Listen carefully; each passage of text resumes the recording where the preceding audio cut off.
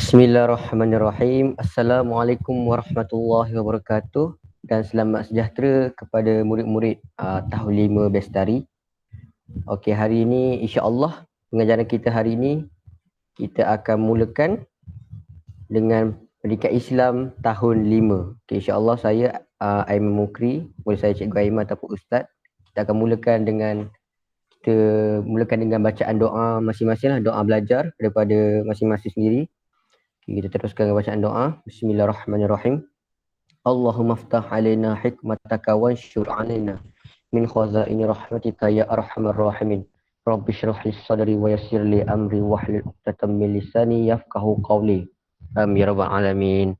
Okey, murid-murid, saya harap semua sihat dan sudah makan. Okey, itulah sebelum kita nak belajar, kita kena jaga kesihatan kita lah supaya kita ni mudah untuk menimba ilmu dan sebagainya. Okey, sebelum kita mulakan dengan sesi pengajaran kita, saya akan tunjukkan sesuatu kepada anda semua. Okey, di sini saya ada 3 gambar. Okey, tengok gambar ni macam gambar tumbuhan kan, macam gambar pokok-pokok ke apa ke. Tapi apa kaitan gambar ni dengan pengajaran kita hari ni? Okey, saya nak tanya dulu, ada yang kenal tak dengan gambar-gambar ni? Pernah nampak tak kat kawasan rumah ke? Kat kawasan mana-mana lah, tempat kat sekolah ke, dulu kat sekolah pernah nampak tak? Tak tahu kan? Okey, kita tengok gambar kejap. Okey, yang pertama ni ialah pokok ataupun batang hijau. Batang hijau. Jadi batang hijau ni apa? Batang hijau ni sebenarnya kalau boleh panggilnya enau. Dia macam jenis pokok palma lah, macam iras-iras pokok palma. Okey, dan salah satu kegunaan untuk kita punya topik hari ni adalah tentang tulisan hot. Maksudnya batang dia ni kita boleh buat sebagai pensel hot lah untuk kita buat tulisan hot yang bentuk jawi tu. Okey, itu adalah gambar yang pertama. Dan gambar yang kedua pula, ni rasanya semua tahu ni, ini gambar pokok buluh. Pokok buluh ni tahu kan, macam kalau kita nak buat lemang ke apa, kita boleh gunakan batang buluh tu. Jadi kalau kita nak tahu juga, batang buluh ni juga kita boleh gunakan untuk sebagai pensel ataupun sebagai batang untuk kita menulis hot. Ini adalah kegunaan batang buluh. Dan yang ketiga, ini mesti semua tak kenal. Dia macam kayu biasa kan. Tapi sebenarnya ini ialah batang resam. Batang resam. Batang resam ni dia diambil daripada pokok resam. Kalau pokok resam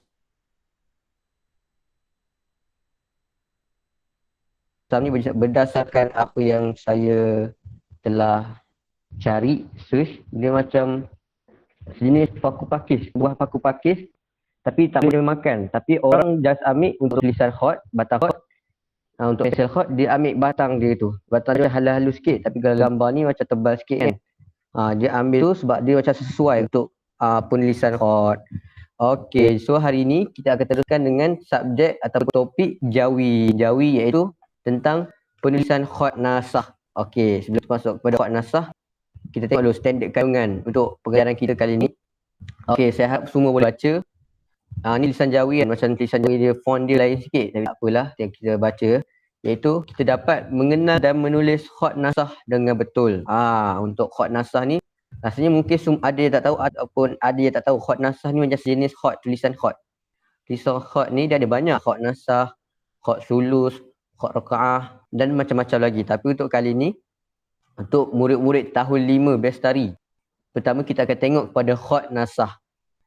Okey, yang seterusnya.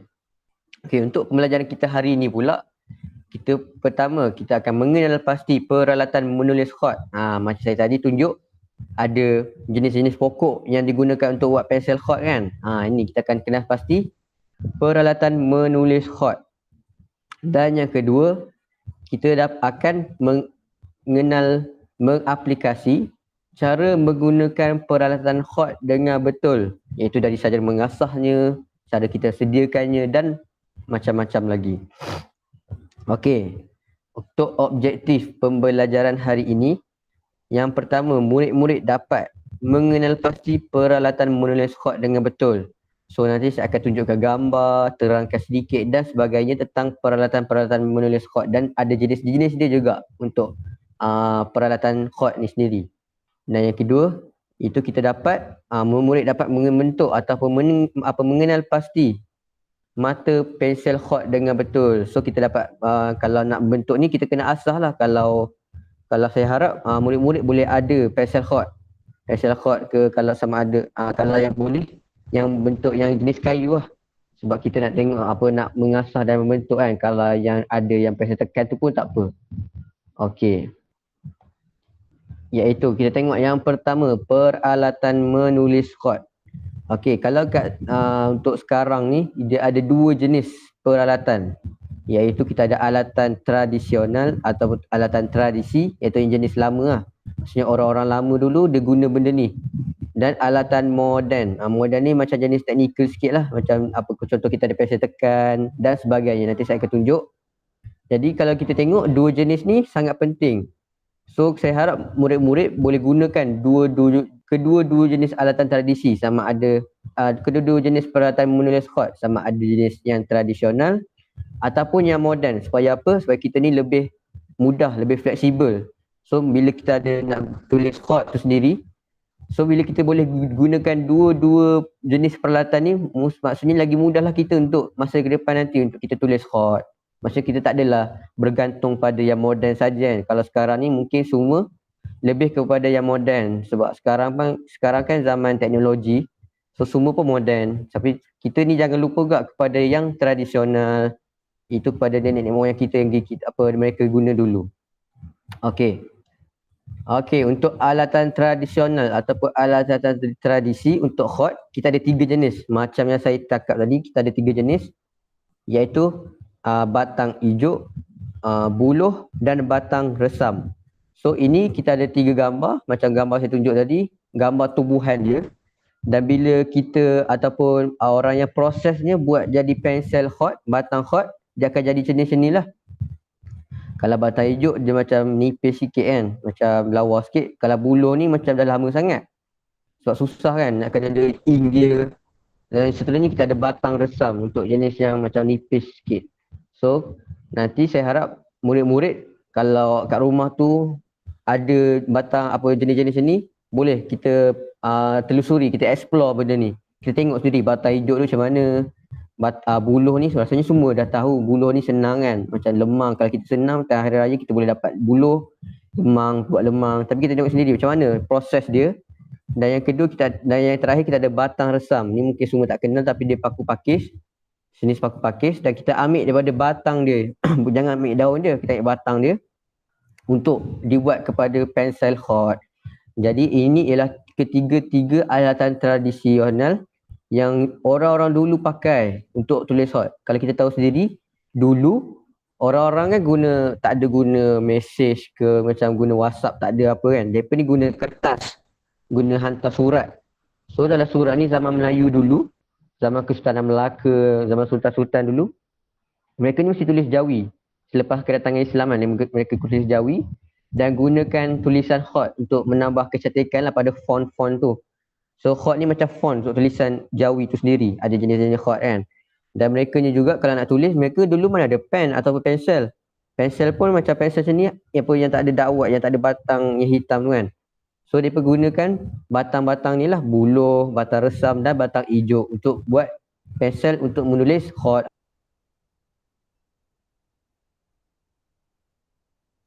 ataupun menulis Jawi. So inilah alatan tradisi ataupun alatan tradisional. Teruskan kepada alatan moden. Kejap, tunggu slide ni gerak. Iaitu kita ada pen biasa. Tapi ni pen marker ni yang dia punya mata dia tu macam khot, bukan macam yang bulat biasa tu. Ni yang khot punya. Kalau untuk pen marker kan. Kalau dulu murid-murid pernah tengok Ustaz Hamdan ke Ustaz siapa yang guna, ataupun kalau jika murid-murid ada pergi sekolah agama, mesti Ustaz atau Ustazah ada pen khot ni. So dia pun boleh tulis kat papan putih dengan menggunakan tulisan khot lah.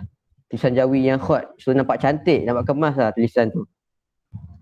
Yang kedua kita ada pen kaligrafi. Pen kaligrafi ni mungkin ada setengah yang pernah nampak lah. Pen kaligrafi ni selalunya digunakan oleh orang-orang yang seni, orang-orang yang berseni. Maksudnya orang yang khusus pekerjaannya untuk buat tulisan ataupun nak buat jenis kaligrafi. Macam contoh nak buat dia buat lukisan Jawi ataupun lukisan kat masjid-masjid, kat bina-binaan. So dia akan lakarkan dengan pen kaligrafi. So benda ni orang-orang kesenian lah selalu guna pen kaligrafi ni. Dia akan buat cantik punya, yang tulisan yang berlingkar-lingkar tu kan, yang khot-khot berlingkar tu. Itu ada jenis khot dia. Itu adalah pen kaligrafi. Dan yang ketiga, pensel khot. Jadi kalau pensel khot ni selalu murid-murid guna lah kat sekolah, sama di sekolah menengah, sekolah rendah, tak pun sekolah agama. Kalau yang sekolah agama ni mesti ada mata pelajaran khot kan, jawi ataupun khot. So mesti ustazah tu mesti suruh kita beli pensel khot ni. Nanti bila ustazah suruh beli, adalah dalam kelas tu cara-cara mengasah dia, guna kat lantai, asah kat lantai. Tu nanti saya akan tunjukkan gambar ataupun cara nak mengasah dia. So pensel khot ni sangat famous lah. Tapi zaman sekarang kan dah ada pensel khot yang jenis tekan kan, macam pensel tekan. So just masukkan dia punya, kita panggil apa, lik dia tu. So senang je, asah pun guna ni je. Kalau dulu orang asah guna pisau lah untuk pensel khot yang biasa ni. So dia ni macam besar, ada yang kecil. Ni yang alatan moden. Kalau yang lagi satu boleh kita tambah pensel khot yang jenis liknya tu, pensel tekan tu. So inilah alatan moden. So saya harap murid-murid boleh kenal lah antara alatan tradisional dan alatan moden. So ada tiga. Kalau mungkin boleh tambah lagi kan, untuk alatan moden ni ada pensel tekan. So itu adalah jenis peralatan bagi